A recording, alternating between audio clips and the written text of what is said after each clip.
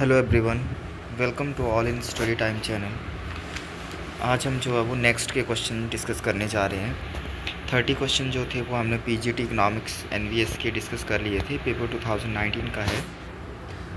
Next question है, उत्पादन के प्रत्येक चरण में सामग्री प्रतिफल और आदान के मूल्य के बीच के अंतर को डैश कहा जाता है। मतलब कि एवरी स्टेज ऑफ प्रोडक्शन जो है वो material returns and value of donation जो होगा उसको क्या बोला जाएगा। तो एवरी स्टेज में जो आपका प्रोडक्शन की हर स्टेज में जो है वो आपका वैल्यू का एडिशन होगा। उत्पादन के प्रत्येक चरण में सामग्री प्रतिफल और आदान के मूल्य के बीच के अंतर को, तो इसको बोला जाता है आपका मूल्य संवर्धन। ठीक है, वैल्यू एडिशन। तो इसका करेक्ट आंसर होगा वैल्यू एडिशन। अब ये थोड़ा सा कहीं हिंदी में क्वेश्चन कहीं इंग्लिश में, क्योंकि ये आपका ऑनलाइन पेपर था और जिसने जैसे अटैम्प्ट किए हैं वैसे जो है ये आपका आ रहा है। ठीक है, नेक्स्ट क्वेश्चन है, उत्पादन के प्रत्येक ये हो गया। नेक्स्ट है, मैच लिस्ट 1 विद लिस्ट 2। तो 1 को 2 से बताना है आपने। तो आपका सेवी security exchange board of India ये कब एस्टेब्लिश हुआ था? ये आपका एस्टेब्लिश हुआ था 1988। ठीक है, security exchange board of India ये आपका 1988, मतलब ए जो है वो आपका A3। एनएससी जो है वो आपका एस्टेब्लिश हुआ है, ये आ जाएगा आपका 1992। यहाँ पे 1992 नहीं है, यहाँ 1993। ठीक है, तो ये 4 आएगा डी का, 3 4। एंड देन आपका IRDA insurance regulatory and development authority. तो IRDA जो है ये आपका आएगा 1999, मतलब 2।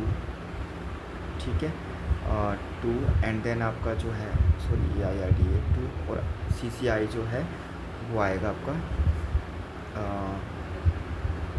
CCI जो है वो आएगा आपका 2002। क्लियर? तो CCI का फुल फॉर्म है कंपटीशन कमीशन ऑफ इंडिया। ठीक है, कंपटीशन कमीशन ऑफ इंडिया। तो आपका आएगा यहाँ पर 3 4 2 1। तो आंसर जो है वो आपका आएगा 4। नेक्स्ट क्वेश्चन है, next question, the cost push inflation occurs when there is। तो कॉस्ट पुश इन्फ्लेशन जो है वो आपकी कब होती है? कॉस्ट पुश इन्फ्लेशन आएगी आपका जैसे कॉस्ट में इंक्रीज़ होने के कारण। ठीक है, जैसे प्रोडक्शन की जो कॉस्ट लग रही है, रॉ मटेरियल वगैरह की कॉस्ट के बढ़ने के कारण, लेबर की कॉस्ट बढ़ने के कारण, इन सब चीज़ों के कारण। तो यहाँ देखते हैं, the cost push inflation occurs when there is an increase in demand. तो डिमांड के कारण तो होगा नहीं। एन इंक्रीज़ इन इनकम ये भी नहीं होगा। एन इंक्रीज़ इन प्रोडक्टिव बोल रहा है ना, ये प्रोडक्टिविटी लेबर कॉस्ट होता तो होना था।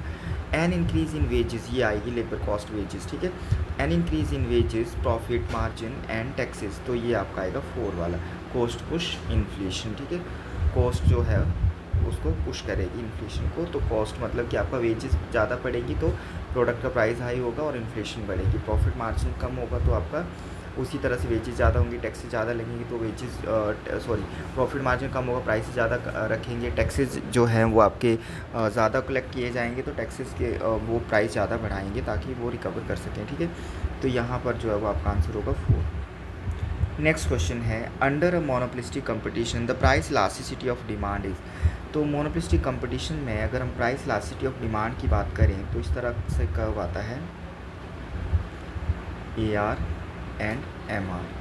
ठीक है, मोर इलास्टिक होते हैं। मोनोपोली में जो है ये थोड़े से इस तरह से होंगे AR MR, और परफेक्ट कंपटीशन आपको पता है कि इस तरह से होता है। AR इज इक्वल टू, यहाँ पर AR इक्वल टू MR होता है, इक्वल टू प्राइस भी होता है, इक्वल टू डिमांड भी होता है परफेक्ट कंपटीशन में। तो यहाँ पर आपको कैसा दिख रहा है कर्व? ये under a monopolistic competition the price elasticity of demand is. तो ये आपका इलास्टिक है, मतलब कि मोर इलास्टिक है। तो यहाँ पर आंसर होगा 3 elastic. Next question, match list with list 2 से इसको मैच करना है। ओइलिन ने जो है वो आपकी कौन सा कंसेप्ट दिया है? ओइलिन की अगर हम बात करें तो यहाँ पर इन्होंने दिया है फैक्टर एंडोमेंट थ्योरी। ए का 1 हो जाएगा। एम्यूनियल थ्योरम जो है इमैनुअल थ्योरम, ठीक है। इमैनुअल थ्योरम जो है वो आपकी है अनइक्वल एक्सचेंज से रिलेटेड। और डेविड रिकार्डो की अगर हम बात करें तो इनका टू कंपैरेटिव कॉस्ट एडवांटेज, देखो आपको कुछ पता नहीं है ना, तो यहाँ पर आपको एक चीज़ तो पता होगी कि डेविड रिकार्डो की जो थ्योरी है वो आपका कंपैरेटिव एडवांटेज थ्योरी है, ठीक है। तो आपने वही चीज़ देखनी है कि बी को 2 से कहाँ पर जो है सॉरी सी को 2 से, तो सी को 2 से देखते हैं आपका, बट 2 जगह है, ये तो एलिमिनेट हो गए।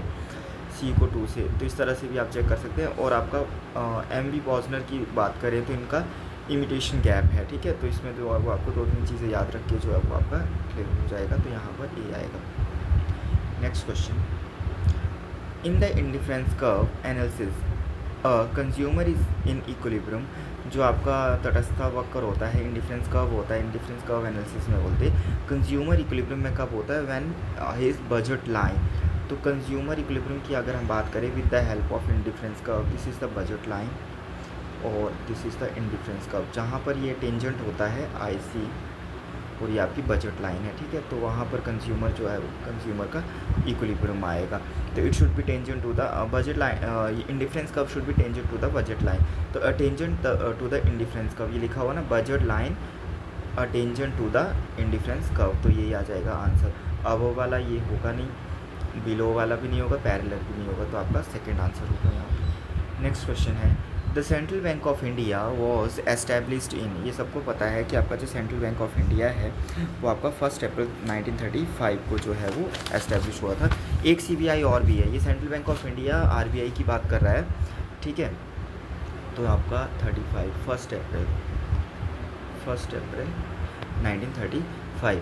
एक सेंट्रल बैंक ऑफ इंडिया भी है जो कि आपका 1911 में एस्टेब्लिश हुआ था, बट यहाँ पर RBI की बात हो रही है, ठीक है। नेक्स्ट क्वेश्चन है, the existence of both free market and government functioning,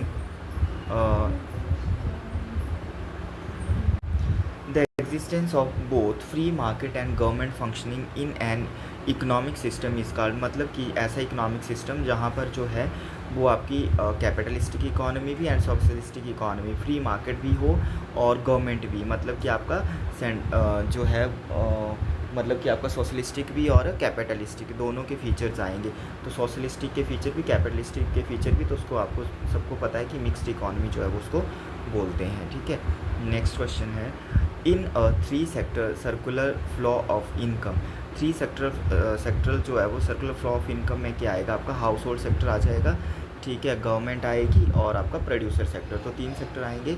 the government expenditure is considered as, 3 sector कौन कौन से, एक household plus producer plus government, और 4 सेक्टर में क्या आ जाएगा, एक्सटर्नल सेक्टर, फॉरेन ट्रेड, मतलब फॉरेन सेक्टर, ठीक है, फॉरेन मतलब जिसमें एक्सपोर्ट इंपोर्ट होगा। तो यहाँ 3 सेक्टर में आपका house hold, producer and government. तो यहाँ बोल रहा है कि इन 3 sector circular flow of income, 3 sector circular flow of income में गवर्नमेंट एक्सपेंडिचर इज, अगर गवर्नमेंट जो है ना वो गवर्नमेंट एक्सपेंडिचर कर रही है, एक्सपेंडिचर अगर कर रही है तो उससे क्या होगा, खर्चा होगा, खर्चे बढ़ेंगे, मतलब कि इकोनॉमी में जो है वो पैसे का फ्लो होगा, मतलब कि उससे इंजेक्शन होगा, ठीक है। अगर सेविंग होगी तो उसको हम लीकेजेस बोलेंगे, तो इज़ एन इंजेक्शन, तो इसको इंजेक्शन, जब एक्सपेंडिचर किया जाएगा तो उसको इंजेक्शन बोला जाता है, ठीक है। तो यहाँ पर आंसर जो होगा वो फर्स्ट वाला होगा। नेक्स्ट क्वेश्चन है, which of the following is not included in disposable income. Disposable income आपकी कौन सी होती है, स्पेंडेबल इनकम, जो खर्चे वाली इनकम होती है, ठीक है, खर्चेबल इनकम। तो यहाँ पर जो है वो which of the following note बोला है, कौन सा इंक्लूड नहीं होगा डिस्पोजेबल इनकम में। सोशल सिक्योरिटी बेनिफिट्स अगर उनको मिल रहे हैं, खर्चा करेंगे बाद में, corporate dividend in the form of money and transfer payments से भी होगा डिस्पोजेबल इनकम नोट इंक्लूड बोला। पर्सनल इनकम टैक्सेस, देखो पर्सनल इनकम टैक्सेस होंगे तो वो टैक्सेस जो पे कर रहे हैं इंडिविजुअल, तो वो किसको दे रहे हैं, गवर्नमेंट को दे रहे हैं ना, तो उससे वो खर्चा थोड़ी कर रहे हैं, डिस्पोजेबल नहीं हो रही है वो, ठीक है।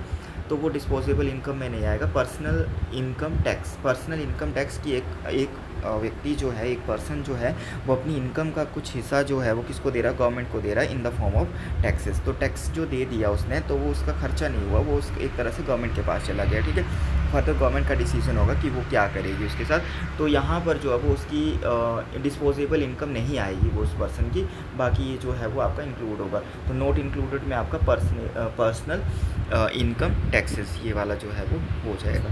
नेक्स्ट क्वेश्चन जो है वो हम अगली क्लास में करेंगे, और इसी तरह से जो है वो आप हमारे चैनल के साथ बने रहिएगा। जो भी नए होंगे वो चैनल को सब्सक्राइब कर लेंगे।